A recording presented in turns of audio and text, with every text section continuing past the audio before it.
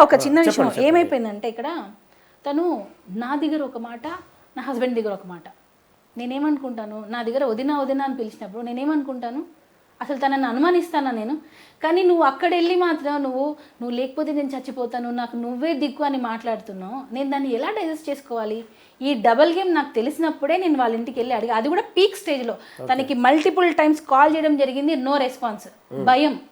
తెలిస్తే నన్ను ఇంకేమైనా చేసేస్తుంది, తెలియదు. మాట్లాడలేకపోయింది, అస్సలు నా ఎదురుగా మాట్లాడదు. ఎందుకనంటే నేను ఏదున్నా కరెక్ట్ మాట్లాడతాను, నేను ఏదున్నా కరెక్ట్ స్టాండ్ తీసుకుంటా. ఇది తప్పంటే తప్పు, లేదంటే లేదు. ఎక్కడ అమ్మాయిని తీసేస్తాను అని నా వెనకలా చేసింది తను ఇదంతా. అప్పుడు నేను ఇంకా అవుట్ బస్ట్ అయిపోయి ఈ విషయం ఇక్కడ ఫుల్ స్టాప్ పెట్టాలి అని చెప్పి నేను వాళ్ళ ఇంటికి వెళ్ళి ఆ అమ్మాయిని అడగడం జరిగింది. ఆ అమ్మాయి మా ఆయనకి దగ్గరగా రావడం చూసి నేను అసలు దగ్గరగా రావడం కూడా నేను ఓర్చుకోలేదు. అలాంటిది నేనే అమ్మాయిని పంపిస్తున్నా అని చెప్పి వేశారు. ఆ దగ్గరగా రావడంతో నేను ఆ అమ్మాయిని నువ్వు దూరం జరుగుగానంటే తను నేను ఇక్కడే ఉంటా అన్నట్టుగా ఉంటే అప్పుడు నేను కొట్టడానికి వెళ్ళాను. అక్కడ జానీ మాస్టర్ ఎందుకు ఉన్నాడు అప్పుడు? మీరు మేము వెళ్ళాము అమ్మాయికి సంజాయించడం కోసం, జానీ మాస్టర్ తీసుకొని వెళ్ళారు సంజాయించడం కోసం. అప్పుడు కూడా అమ్మాయి ఏమని నేను తెలుసా, నా దగ్గర వీడియో ఉంది. మా ఇద్దరి మధ్య ఏం లేదు, మా ఇద్దరి మధ్య ఏమీ లేదు. ఎందుకు ఉండాలి మా ఇద్దరి మధ్య? మరి మా ఇద్దరి మధ్య ఏం లేదు అని అంటున్నావు. మళ్ళీ 16 సంవత్సరాల నుంచి నన్ను హెరాస్మెంట్ చేస్తారు అంటున్నావు. మా ఆయనతో ఏమో పెళ్లి చేసుకుంటా అని అంటది, నాతో ఏమో ఏం లేదంటది, వదినా అంటది. ఇదంతా అమ్మాయి మెంటాలిటీ అర్థం కావట్లేదండి. తన కెరియర్ కోసం తను ఏమైనా చేస్తుంది. వాళ్ళ మమ్మీ ముఖ్యంగా సైకోస్, ఇద్దరు సైకోస్. నిజంగా ఎవరి లైఫ్లోకి వచ్చినా వాళ్ళిద్దరు ఎవరైతే ఇప్పుడు ఆ అమ్మాయికి లైఫ్ ఇస్తున్నారో వాళ్ళు ఇక్కడ వచ్చి కూర్చుంటారు, వాళ్ళ ఫ్యామిలీస్ ఇక్కడ వచ్చి కూర్చుంటాయి. ఎవరైనా కానీ, ఎంత పెద్ద స్టార్ అయినా కానివ్వండి, ఆ అమ్మాయికి ఇప్పుడు ఏదైతే ఇంటికి వెళ్ళి నేను కొట్టడానికి ప్రయత్నం చేశా అన్నారు చూసారా, రేపు వాళ్ళే వెళ్తారు. మేబీ వాళ్ళు ఉన్న పొజిషన్కి వాళ్ళు రాకపోవచ్చు, వేరే వాళ్ళ ద్వారా అమ్మాయిని బ్లాక్మెయిల్ అయినా చేస్తారు. చూడండి, నువ్వు ఎందుకు వాళ్ళ దగ్గరికి వస్తున్నావు అని చెప్పి. అంటే ఈ సంభాషణ వాళ్ళ తండ్రి ముందే జరిగిందా? వాళ్ళ ఫాదర్ ఇక్కడ ఉండరండి, వాళ్ళు వదిలేసి వచ్చేసారు ఇక్కడికి. వాళ్ళ ఫాదర్ ఎప్పుడో ఒకసారి వస్తాడు. ఒక ఫాదర్, ఒక మదర్, ఒక మంచి గైడెన్స్ ఉంటే పిల్లలు ఇలా ఉండరు.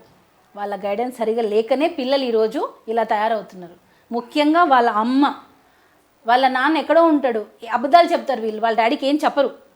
నా దగ్గర అది కూడా ఆడియో ఉంది. వాళ్ళ డాడీకి ఇక్కడ ఏం జరుగుతుంది అనేది ఏమీ చెప్పరు, అన్నీ అబద్ధాలు చెప్తారు, ఏది నిజాలు చెప్పరు. ఇప్పుడు నాన్న అక్కడెక్కడో ఉంటాడు, కూతురు తల్లి ఏం చేస్తున్నారు అనేది ఎలా తెలుస్తుంది? ఆ అమ్మాయి ఇష్టంగా నేను కన్వర్ట్ అవుతానంటది, ఆ అమ్మాయి ఇష్టంగా నేను పెళ్లి చేసుకుంటాను నిన్ను అని అంటది. వాళ్ళ డాడీ దగ్గరికి వెళ్ళి నన్నే మాస్టర్ ఫోర్స్ చేశారు అని అంటది. కూతురు మాట నమ్ముతారా, జానీ మాస్టర్ మాట నమ్ముతారా? కూతురు మాటే నమ్ముతారు. సో ఆ ఫాదర్ అనేవాడు ఇక్కడ ఉండి చూసుకుంటే పిల్లలు ఇద్దరు అమ్మ నాన్న చక్కగా అమ్మాయిని పెంచుంటే ఆ అమ్మాయి ఈరోజు ఇలాగా రాంగ్ ఎలిగేషన్స్ చేసేది కాదేమో. అట్లీస్ట్ కేసు పెట్టేటప్పుడైనా వాళ్ళ అమ్మ గైడ్ చేసి ఉండాల్సిందే. 16 సంవత్సరాల నుంచి జరుగుతుంది అన్నప్పుడు వాళ్ళ అమ్మ ఏం చేస్తుంది? ఆ అమ్మాయిని వదిలిపెట్టండి, నోరు నొక్కేశారని అన్నారు. ఒకసారైనా నీ పిల్ల మీద నువ్వు కన్నేవా? ఇప్పుడు పేరెంట్స్ అనేవాళ్ళు కరెక్ట్గా ఉంటే పోనివ్వండి, కరెక్ట్గా లేకపోయినా పిల్లలు పెద్ద పొజిషన్లో వెళ్ళిన వాళ్ళు ఉన్నారు, కాదనట్లేదు. ఇక్కడ ఏంటంటే నాకు ఇప్పుడు ఆలియా కానీ, మా పాప, మా బాబు సిరాజ్ అయినా కానీ వాళ్ళు స్కూల్ నుంచి వచ్చిన తర్వాత డల్గా ఉంటే నేను అడుగుతా, ఎందుకు సిరా డల్గా ఉన్నావు అని, ఎందుకు ఆలియా డల్గా ఉన్నావు అని నేను అడుగుతా. సో అలాంటిది వాళ్ళ ఆ అమ్మాయి ఇన్ని సంవత్సరాల నుంచి హెరాస్మెంట్ అన్నప్పుడు మదర్గా నువ్వేం చేస్తున్నావు? అడగవా? అంటే నువ్వు అసలు తల్లి పాత్ర పోషిస్తున్నావా? అంటే ఏంటి, ఒకటి నీకు తెలిసైనా ఉండాలి, లేదా ఇది అబద్ధమైనా ఉండాలి. సో తెలిసి నువ్వు నీ కూతుర్ని పంపిస్తున్నావు అంటే ఫస్ట్ నిన్ను జైల్లో వేయాలి.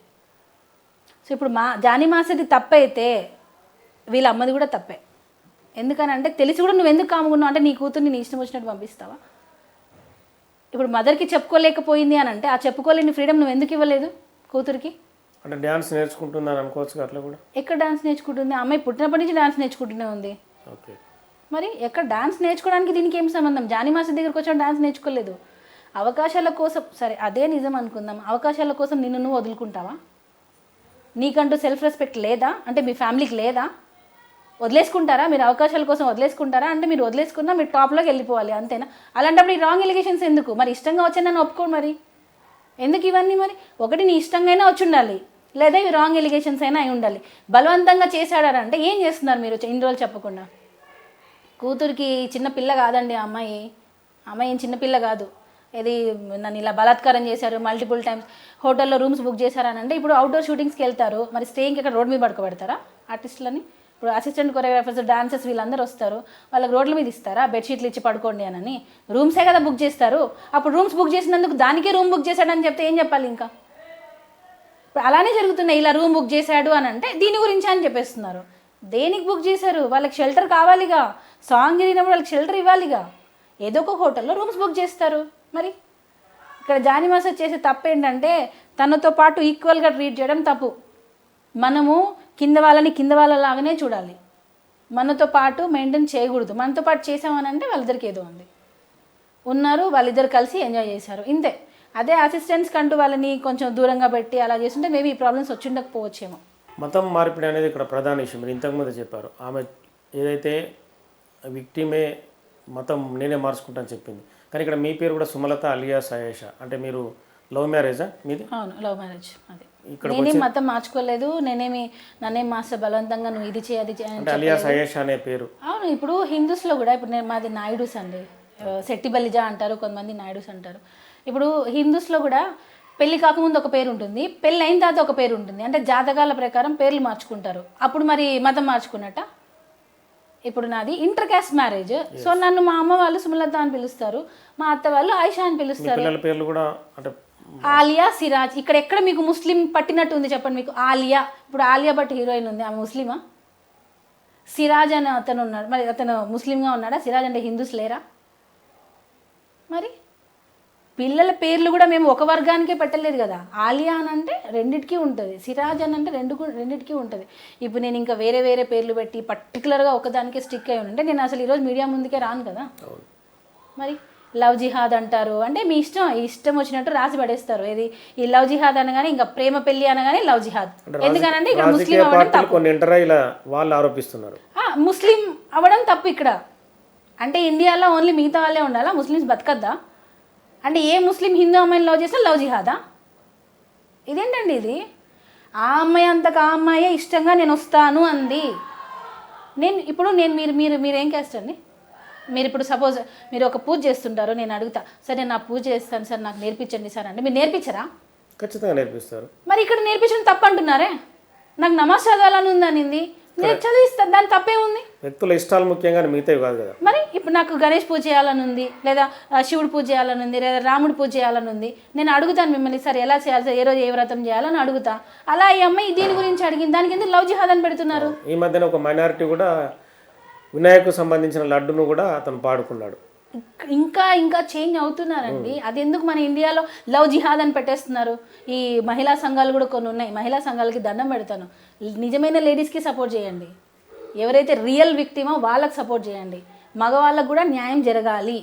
ఇది 100% నేను ఇప్పుడు మగవాళ్ళ గురించి మాట్లాడుతున్నాను. ఓకే, ఒక మహిళగా జానీ మాస్టర్ భార్యగా ఫైనల్గా మీరు చెప్పుకోవాల్సింది ఏముంది? మాస్టర్ కోర్టులో ఏం ప్రూవ్ చేయాలనుకున్నా మాస్టర్ కోర్టులో ప్రూవ్ చేసుకొని బయటకు వస్తారు, అంతే. అంతవరకు ఈ ఏవైతే వస్తున్నాయో ఈ 2-3 మంత్స్ ఏదైతే వస్తున్నాయో ఇదంతా ఒక 2-3 మంత్స్ ఉంటుందేమో, తర్వాత బయటికి వస్తారుగా. ప్రూఫ్స్ అనేవి 100% సబ్మిట్ చేస్తాము. ఏదైతే ఈ 16 years నుంచి వస్తుందని ఆ ఫోక్స్ అనేది తీసేస్తారు. ఆ అమ్మాయికి రేప్ జరిగిందంటే ఎవరి వల్ల, నిజంగా ఇప్పుడు నేను అడిగాను మిమ్మల్ని, ఏజ్ ఏంటో తెలుసుకోవాలంటే ఉంది అంత. ఇప్పుడు మనం అడ్వాన్స్డ్ దానిలో ఉన్నాం. సో నిజంగా జరిగింది అని అంటే వస్తుంది బయటికి, జరగలేదు అంటే కూడా రిపోర్ట్స్ అయితే బయటకు వస్తాయి. సో ఆ రిపోర్ట్స్ని బట్టి న్యాయంగా మేము బయటకు వస్తాం. Okay, thank you. సో మొత్తానికైతే నిజం నిక్కచ్చిగా ఖచ్చితంగా తెలుస్తుందని చెప్పి సుమలత జానీ మాస్టర్ భార్య చెప్తున్నారు. ఖచ్చితంగా సినిమా ఇండస్ట్రీలో జానీ మాస్టర్ను తొక్కాలనే ప్రయత్నంలో భాగంగానే ఈ దాడి జరుగుతుంది, ఈ గేమ్ కూడా ప్లే అవుతుందని చెప్పి సుమలత గారు చెప్తున్న పరిస్థితి. మరి ఈ కేసులో చట్టం న్యాయం రెండు చట్టపరిధిలో ఉన్నాయి కాబట్టి న్యాయాలు తదుపరి తేలే అవకాశం కనిపిస్తుంది. ఖచ్చితంగా చట్ట ప్రకారమే తాము కూడా నడుచుకుంటాం, ఖచ్చితంగా పోరాడతాం ఉంటుంది.